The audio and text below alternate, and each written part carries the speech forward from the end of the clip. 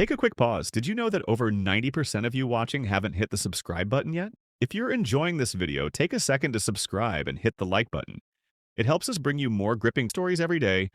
Also, we'd love to know where you're watching from. Drop your city in the comments so we can see how far our stories are reaching. Your support really keeps us going. Now, let's jump back into the video. It was our 7th wedding anniversary. A Thursday.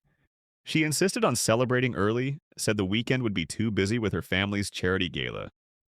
That should have been the first sign. Elise never gave up her events for me, not once. But she was dressed to perfection, her perfume like cold lilac, and her smile tight, artificial, like everything else about her.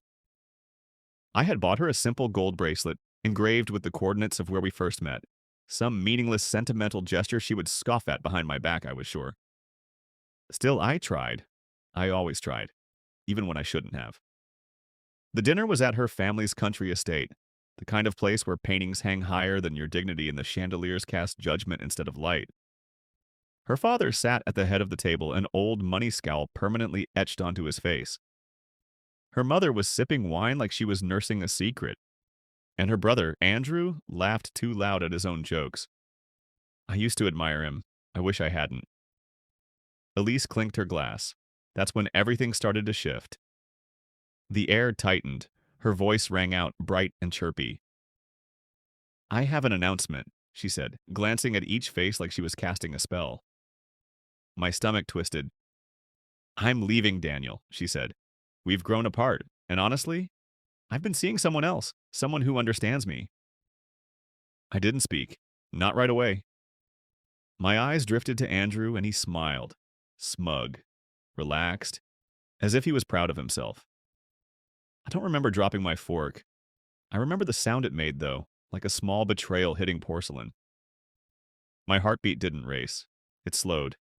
Something inside me sank, settled, like stone in a quiet pond. The room was silent, except for a nervous laugh from Elise's mother. "Elise," she said softly, but Elise waved her off. "No, it's time," she insisted. "Daniel deserves someone who can make him happy. And I deserve someone real." She emphasized the word real like it was a knife. They all looked at me, waiting for me to collapse. Waiting for the poor boy from a 2-bedroom home with grease on his hands and hope in his eyes to beg for her to reconsider. But I didn't move. I looked at Elise, then at Andrew, and I smiled. I didn't sleep that night. I stared at the ceiling, counting every lie she'd told me over the years, every smirk she gave me when I mispronounced a wine name, every time she corrected me in front of her friends, the time she said, "You're lucky I married you," like she had done me a favor. Flashbacks hit like a tide. Her voice when I asked her once if she believed in me. "I believe you try hard." The day I got promoted and she barely looked up from her phone. The time I brought her flowers and she sighed, said, "Next time, white lilies, not these." 7 years of being slowly erased, quietly humiliated. That night, I wrote a list. Not of names, but of actions. I didn't want to scream. I didn't want revenge in the traditional sense. I wanted to take my power back, quietly, precisely. I wanted her to feel exposed, vulnerable. So I started playing dumb. Elise didn't move out right away. She wanted the divorce to look clean. Of course she did. Public image mattered more to her than breathing.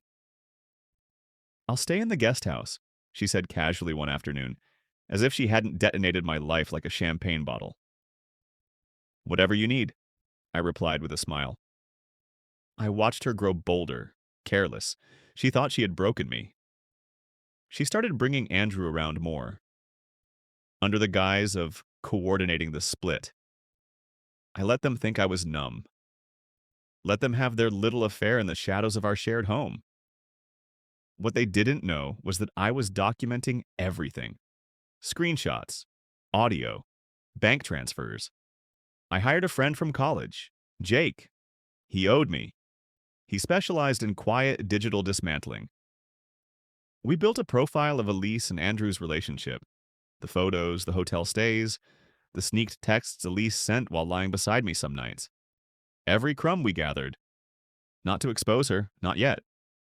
I wanted to destroy her peace first. I visited her parents, casually, offered to help her father with a few investment decisions, something he always underestimated me on. But he trusted me more than his own son. Funny how class loyalty cracks when money's involved. I'm thinking of starting something on my own, I told him one afternoon over scotch. You? He said, arching an eyebrow. Yes, with your help, maybe. I have access to some very useful data. He didn't know I was talking about his data. Elise's family investments, their shady dealings. I didn't need revenge, I needed leverage. A month passed. Elise thought she had won. She threw a small party in the city. I wasn't invited. But I showed up anyway. Dressed well. Clean-shaven, confident.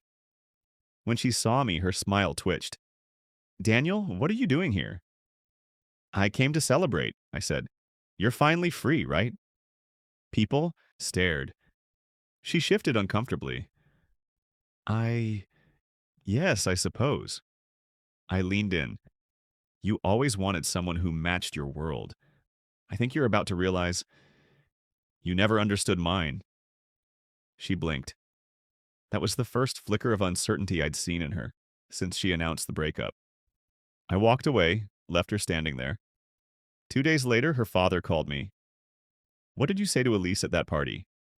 Nothing important, I said. He paused. She said you threatened her. I laughed.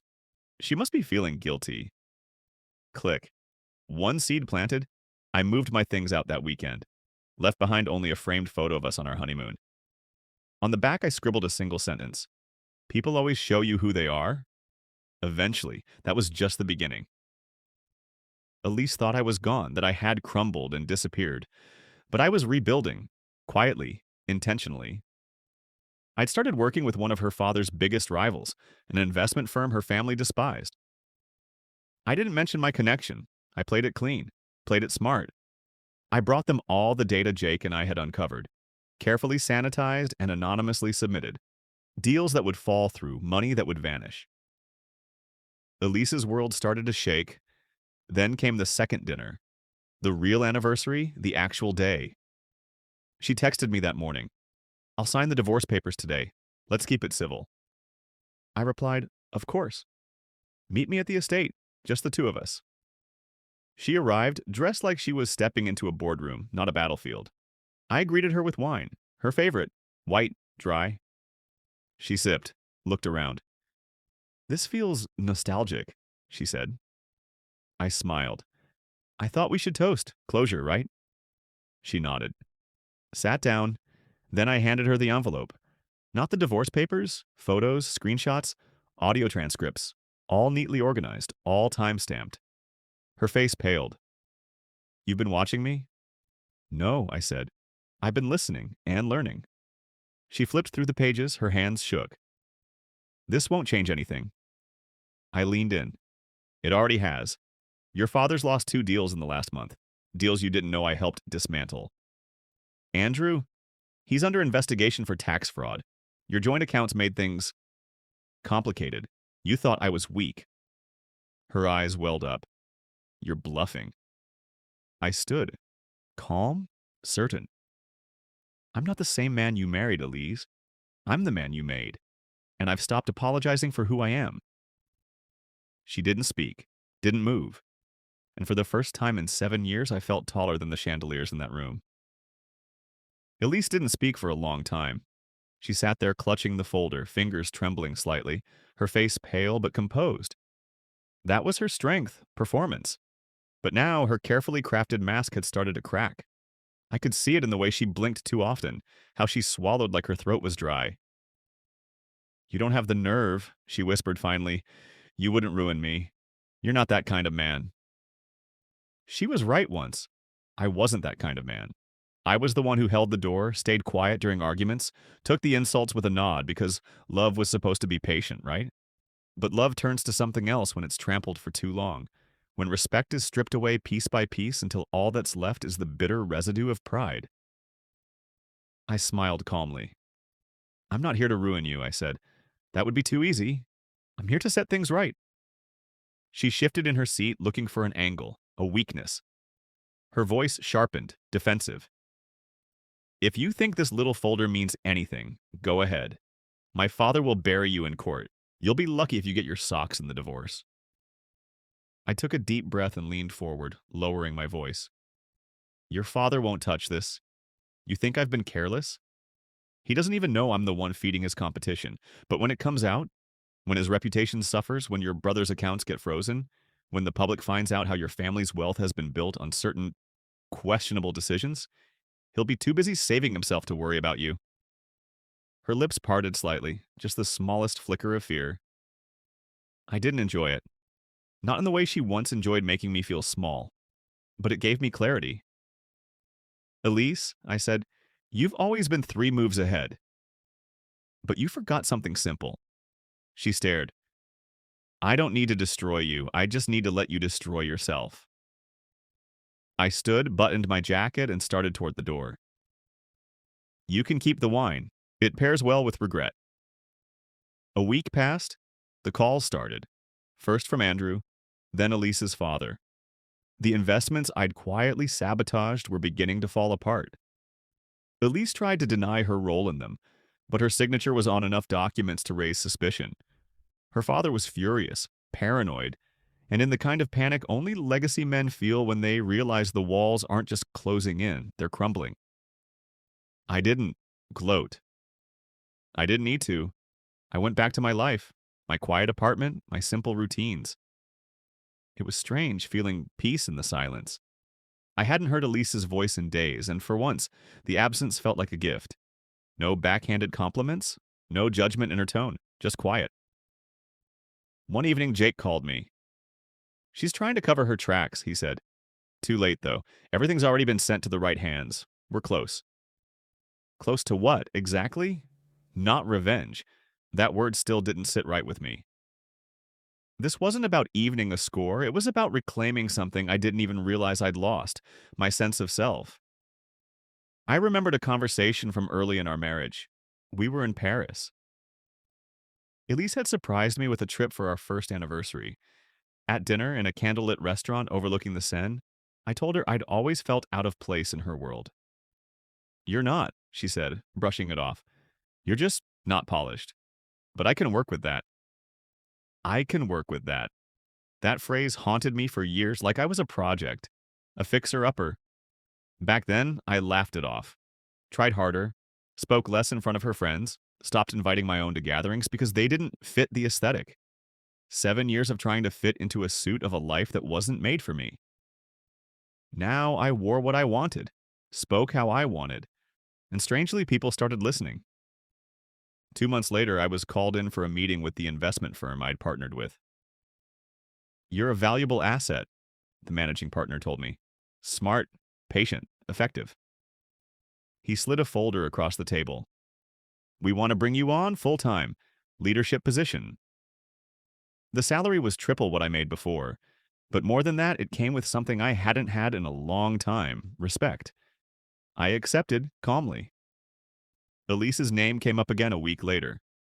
She'd made a public statement claiming she was stepping back from family affairs to focus on herself. Translation, she was being quietly pushed out.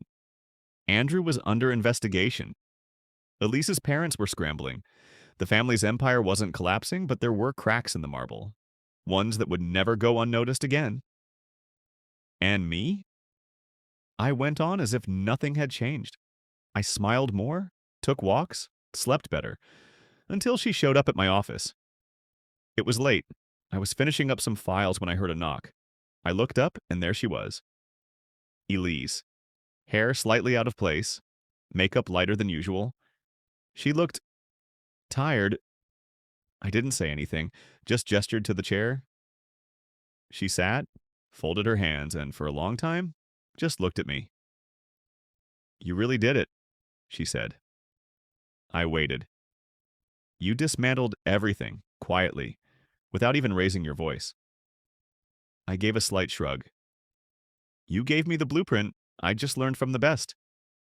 Her eyes shimmered, not with anger, with something softer. Regret, maybe. I was cruel to you, she admitted. I thought I was better than you. You did, I said. And now? She asked. I looked at her, really looked, not at the woman I once loved, but at who she had become, and who I had become in response. Now I see you clearly. Her eyes dropped. She stood, pulled something from her bag. Divorce papers? Signed. I won't fight you. I don't have the strength anymore. I nodded and took them. As she turned to leave, she hesitated at the door. You used to write poems, she said softly. Do you still? I smiled. Not for a long time. She nodded. I hope someone makes you write again, someone better. She walked out without another word. I stared at the door for a long time after she left. There was no thrill, no victory lap. Just the quiet calm of a man who had weathered the storm and found dry land. Weeks passed. The city bloomed into spring. I found new places to walk, new books to read. I met people who didn't care about where I came from, only who I was. Sometimes I would catch myself smiling without realizing it. Healing is a strange thing. It doesn't announce itself. It creeps in quietly like dawn after a long black night. One day, I sat at a cafe, watching the street. A woman beside me dropped her pen. I picked it up and handed it to her. Thanks, she said with a smile. And just like that, something stirred in me. Maybe it was time to write again, but this time the words would be mine alone. Months passed, not fast or slow, just steady, like the turning of pages in a book you're finally ready to read again. My life had changed in 1,000 small ways, most of them quiet, most of them invisible to others. But I felt them. Every time I chose silence over reacting, every time I looked in the mirror and saw not what I had lost, but what I had survived. The whispers about Elise's family hadn't died down. If anything, they'd grown louder. The investigations were expanding. Public trust was cracking. Some former allies were turning their backs and board members were stepping down under quiet, but firm pressure. Elise had disappeared from the public eye, trading the front row seats and magazine features for something far less glamorous. Silence. And I had become somehow the man she never believed I could be. Respected.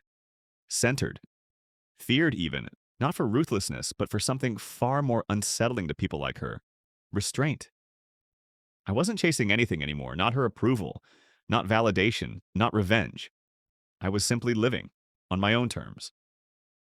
One evening, as I walked through the city, I passed by the restaurant where Elise had staged her little performance on our anniversary. The laughter from the patio echoed into the street, unbothered and bright. I stood there for a moment, remembering the sting in my chest that night, the weight of humiliation and betrayal. But it didn't hurt now, not like it used to. I walked on. A week later, I got a message from Jake. She wants to meet, says it's important. I stared at the screen for a long time before responding.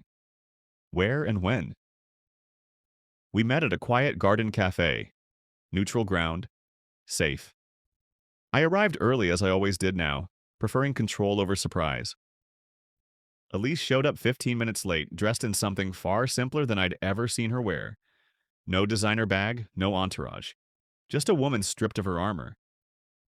She sat down and for a long moment didn't speak. I've been thinking a lot, she finally said. About everything, about who I was, who I became. I stayed quiet, letting her carry the weight of her words. You were never the problem, she continued. I was so desperate to impress people who didn't even like me, to protect a legacy that wasn't mine to begin with. And I took that out on you. Her voice cracked slightly. Not in a performative way. It sounded real this time. Human. I didn't come here for forgiveness, she added. I came here to return something. She slid a small black box across the table. Inside was the first gift I ever gave her, an old necklace from a flea market in Charleston. It cost me $50 at the time, and I remembered how her eyes lit up when I gave it to her. Before the money, before the image, before everything became so heavy. You said it was the first thing anyone gave you without asking for something in return, I murmured. She nodded. It meant something then. I just didn't understand it. I closed the box gently. People change, I said. Sometimes too late. Do you still hate me? She asked quietly. No, I replied, meaning it. I don't hate you. I don't need to. That answer seemed to surprise her more than anything else. She blinked back tears, but I looked away. Not to be cruel, just to move on. She reached into her bag and pulled out another envelope. My father wants to meet. He thinks if we talk, maybe. I'm not interested, I interrupted calmly. That chapter's closed. I wish you well, Elise. Truly. But I'm done living in your shadow. She nodded, resigned. This time she didn't argue. When she left, I felt no lingering ache. No confusion, just stillness. That night, I stood by my window watching the city lights flicker. And I realized something. I'd spent years thinking closure had to come with an apology or justice or some grand moment of reckoning. But closure, I learned, sometimes looks like indifference, like silence, like a life rebuilt not with rage but with purpose. Sometime later, I received a package. No sender listed. Inside was a handwritten note. You always said you wanted to build something real. Not just money, not just power, something that lasts. I never listened, but I'm listening now. Attached was a brochure for a literacy foundation in my name. Apparently, Elise had used her remaining influence to fund something quietly, an initiative to help underprivileged communities gain access to education and mentorship. The kind of place I once would have needed as a kid. I didn't respond. I didn't need to. But I smiled. Not because she had redeemed herself, but because I had. Jake and I kept working. Our startup grew. Investors came knocking. Not because we begged, but because the work spoke for itself. One day, a young intern asked me how I got into the industry. Long story, I said. He grinned. I've got time. So I told him. Not everything, of course, but enough to make him understand that resilience matters more than background. That sometimes being underestimated is your greatest weapon. That night, I wrote again. Not for her, not for anyone else. For me. The words flowed easier now. Less bitter. More focused. Like they'd been waiting for me to shed all that weight I carried in silence. Then came the invitation. An alumni gala from Elise's father's company. One of the last he would attend before retirement. Elise had since stepped back completely, rumored to be somewhere in Europe working with art restorers, rebuilding, hiding, maybe both. I almost threw the invite away, but I didn't. Not because I wanted to, show up, but because I already knew I didn't need to. Power, I realized, isn't in the grand returns. It's in the ability to walk away with your head held high. The last time I passed that old restaurant, I didn't pause. I didn't glance at the table where it all fell apart. I didn't need the flashback. My story had already moved on. Some scars remain, yes, but they don't sting like they used to. They remind me of what I lost, of what I gained, and of who I became when no one believed I could rise. Not a victim, not a villain, but something far more dangerous. A man who knows his worth and no longer asks for permission to live it.